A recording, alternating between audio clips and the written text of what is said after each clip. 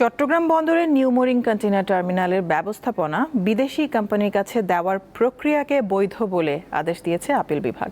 এর আগে হাইকোর্টও এনসিটির ব্যবস্থাপনা বিদেশি কোম্পানির কাছে দেয়া বৈধ বলে রায় দিয়েছিল। এই চুক্তি বাস্তবায়নে এখন আর কোনো বাধা থাকলো না বলে জানিয়েছেন রাষ্ট্রপক্ষের আইনজীবী।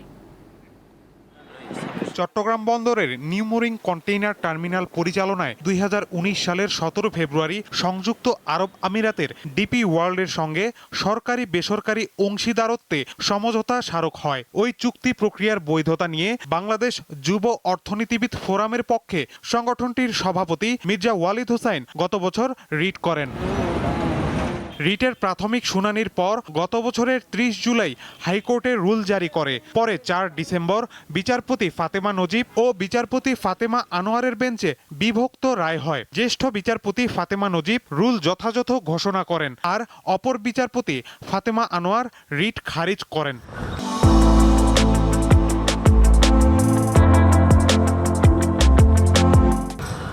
বৃহস্পতিবার নিউ মোরিং কন্টেইনার টার্মিনালের ব্যবস্থাপনা বিদেশি কোম্পানির কাছে দেওয়ার প্রক্রিয়াকে বৈধ বলে আদেশ দিয়েছে আপিল বিভাগ। প্রধান বিচারপতি জোবায়ের রহমান চৌধুরীর নেতৃত্বাধীন আপিল বেঞ্চ এই আদেশ দেয়। গতকালকে শুনানির পরে আজকে আদেশ দিয়ে ওই হাইকোর্টের অর্ডারের বিরুদ্ধে তারা যে লিভ টু অ্যাপিল করেছেন সেটিকে খারিজ করে দেওয়া হয়েছে। ফলে এখন সরকার বিদেশি যাদের সাথে চুক্তি করতে যাচ্ছেন বা যাদের সাথে তাদের কথা চলছিল তাদের সাথে চুক্তি করার ব্যাপারে এখন আর কোনো বাধা থাকলো না। এ আদেশের মাধ্যমে বন্দর চুক্তি সংক্রান্ত আইনি ধোঁয়াশার অবসান হওয়ার পাশাপাশি বন্দর ব্যবস্থাপনা আরও উন্নত হবে বলে মন্তব্য করেন তিনি।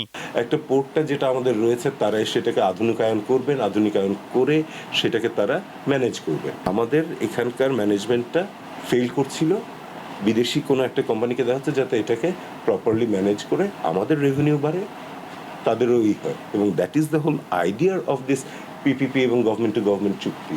2007 সালে চট্টগ্রাম বন্দর নিউ মোরিং কন্টেইনার টার্মিনাল নির্মাণ করে। বর্তমানে এই টার্মিনাল পরিচালনা করছে নৌবাহিনীর প্রতিষ্ঠান Chittagong dry dock limited. Mahidur Rahman, Deepto সংবাদ, ঢাকা।